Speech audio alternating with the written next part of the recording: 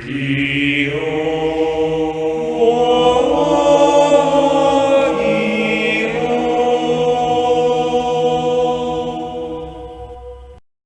morning, YouTube, and today I have for you my Dragunity deck profile. This is a deck that I've loved for absolutely for years and years. It doesn't typically do very well on the channel, which is why I've been hesitant to post this, but I've just had so much fun testing my build lately that I figured I'd share it with you. If obviously this isn't going to be the most meta version, if you can tell by this guy, but I have some fun with it, and it can definitely allow you to do some things. So I hope you listen and follow along, and leave your opinions down below as to what other people can, should do differently. So let's just hop right into the deck profile. Starting off with our monsters, we're on one of the new Armogram. Armogram is absolutely amazing, is that it allows you to have a free body on the field, essentially, because your graveyard is going to be filled with dragons and or wind monsters, which is for summoning requirements, that it's so easy to bring him out. Additionally, if you play him on your second turn, then you have the ability to negate an effect, lower some attack, and if he destroys an opponent's monster by battle, you can steal that opponent's monster. So all in all, fantastic monster, and allows for some awesome follow-up plays, which is this deck is more so designed for. One, Arma Levitan. If you play the Buster Whelp, this is essential for it, which I don't, which some people will disagree with, but that's fine. Arma Levitan allows you to go for some follow-up plays, gives you some more extensions because he has the ability to equip an opponent's monster. With your high drag spheres, this allows you to special summon from the deck and allows you to give some floatability and some potential extension options, so I like him in there. The last of our higher level ones, we're in two of Mistletoe. Mistletoe is essential for your Atum plays, for just to keep on extending for some level 8 synchros, and just to have another body on the board. All in all, these are the four lineup, and I don't find these too cloggy at all. Moving on to our Winged Beast lineup, we run a playset of Syncos. Syncos is, in my opinion, the best one, in the fact that it allows you to search from the deck for a simple discarding of a Dragunity monster, which your Armogram and your Levitan will allow you to help utilize for that. Plus, he's essential for my personal OTK that I like, so I like to run him in there as a playset. We're on two of the brand new Legatus. Legatus allows you to have a free pop. He's also a free special summon. The fact is that he's once per turn, and usually you want to use your normal summon on something a little bit more crucial, so I like to run them there as two. That being said, we do run two Ducks. Ducks is amazing for not only for your normal summon, but for some follow-up plays, because more often than not, you're going to have a Dragon Ravine on the field at the end of your turn, so the following turn you can search for the Ducks and pop off from there in the following plays. So that's it for our lineup of 7 Winged Beast Dragunity monsters. Moving on to our Dragunity Tuners. I like to run a very heavy amount since I play Cards of Consonance. I play a playset of Remus. Remus, I initially only had it 2, but for the fact of Cards of Consonance, and it's just the fact that it searches for Dragon Ravine and it's a free special summon, I've enjoyed it at 3, and I don't think I'll go back anytime back to 2. But I can definitely understand if you decide to run 2. Next, run 2 of Kos. Kos is amazing, especially, again, with your Dragunity Syncos. It allows you to go for your level 10 synchros. The problem is it locks you into Dragunities, but if you link with it, or if you just synchro for your Dragunities, which a good chunk of your extra deck is, it's not too bad of a deal. That being said, if you don't want to be locked into Dragunities, you play one of the 2 of the Phalanx. The Phalanx can be synchroed for anything. The problem is it's only treated as a level 2, but with these other options, you typically won't have that as an issue. That being said, I also run a Acolyte. Acolyte is kind of very much an old-fashioned one. I like it because it allows you to special summon your Levitan or your Armogram or your Mistletoe, or just if you equip it to your Vajrayana, it gives you a free pop and a monster with 3,800 attack. Very, very old-fashioned, and a lot of times it just becomes Cards of Consonance fodder, but I like it in here. You can take it out. It's a 42-card deck, so it's a very easy thing to cut if it's not your forte. Next, run a Brandistock. Brandistock is 100% essential for my OTK. Giving that second attack, you equip it with your Lance. All in all, fantastic in the deck, but it can be bricky, of course, so you may elect not to run it, but I like it in there, and I don't find myself going to remove at any point in time. That wraps up our 9 tuners, Dragunity Tuners, that is. Now for the non-Dragunity monsters, we run 1 Blackwing Zephyros the Elite. Allows you to recycle your Dragon Ravine. Works great with your Gay Dirge. All in all, fantastic. Along with your Baby Rock, it gives you some extra options for tuners. 1 Red Eyes Dark Smell Dragon. I was very much a proponent of not running it for the longest time, but I have been open, even with the errata, that it can just allow you for some awesome extensions. 1 Tempest. Tempest is absolutely amazing. You can essentially search for any one of your main deck monsters. He can be a free special summon, so just another body on the board, and it gives the ability to search for something weird, such as this weird tech, such as your Miradora. Miradora is relatively new, so for those who don't know, it's essentially like Thanos Dragon, Phantasme, but has a different set of utilities, and is specifically for 2,000 or higher attack extra deck monsters. But it definitely has its own utility, so I like it in there as a searchable going first or second play. You can this can be definitely another easy thing just to cut if that's your forte, if you don't want to like it in there, but I like that because it's searchable and can have some awesome interruptions.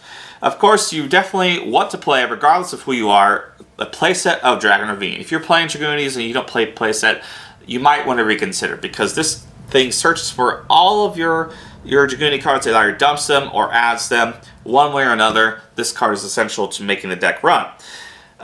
Speaking of cards that I find essential, but some that other people may not, I like to run a playset of Divine Lance. Divine Lance is essential in the fact that I like to see it in order to go for Brandistock, to equip it. But I've seen most people run either 1 or 2. It is searchable with your Romulus, but most of the time you want to use your Romulus search for something else that can allow you to extend for other things. But I like Lance in here as a playset. Other new cards include Dragunity Glow.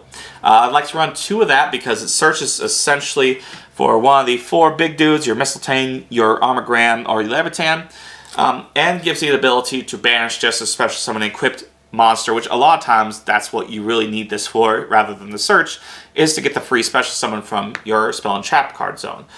So definitely want to run this in here at least at 2. You don't want to run any more because it can be kind of bricky at times.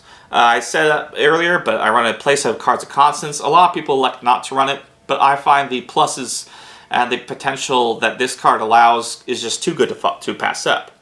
I play a playset of Dark Ruler No More. This is more so for going second, but in all, if you don't need it in your hand, you can just discard it with Ravine and go from there.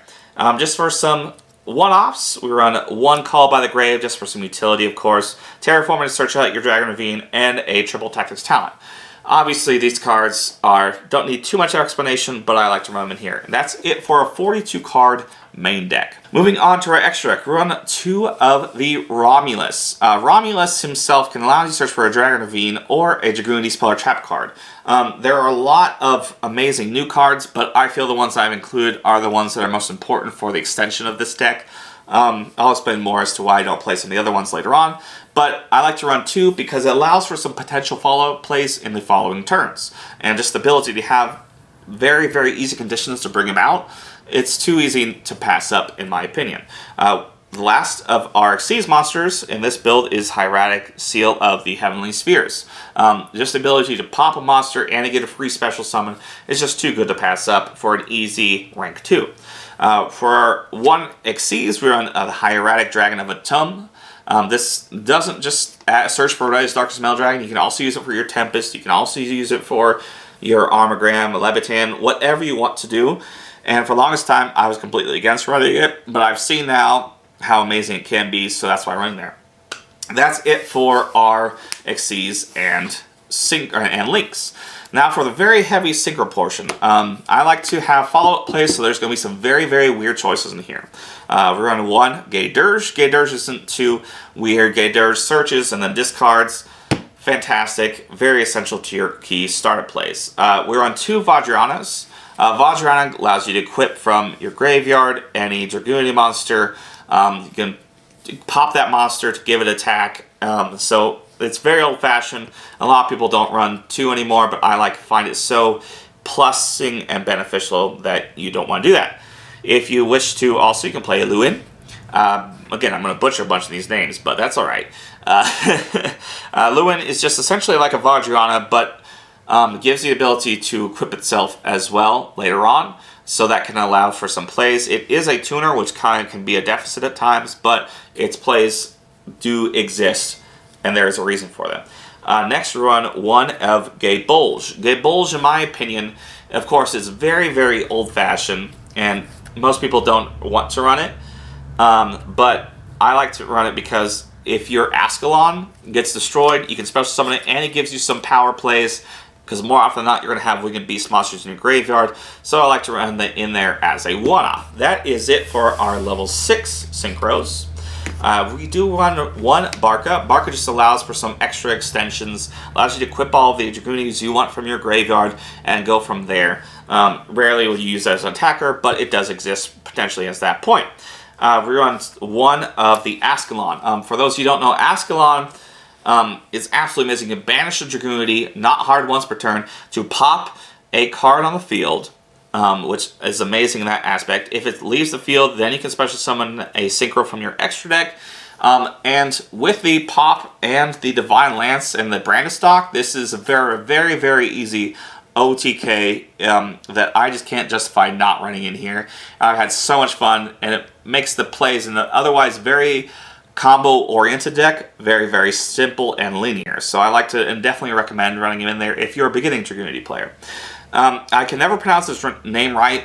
My friends call them Admiral Akbar, but the new Dragunity Knight level 10 has some interruption, allows you to negate card effects and banish them, and gives you some additional things that the deck definitely needed, and can out Nibiru, because you can get it in here in 5 summons. You can bring him out, and it gives you that protection. But all in all, even if you don't fear Nibiru, it's a great card just to have in there. Now for the non-Dragunity Synchros, we of course run one Crystal Wing. Crystal Wing is kind of an older staple in the deck. Borreload Savage is kind of a newer staple in the deck. Both are very, very, very easy to bring out, and it's even possible to bring out both of these guys plus some other extensions in the same turn. No terrible need to explain there.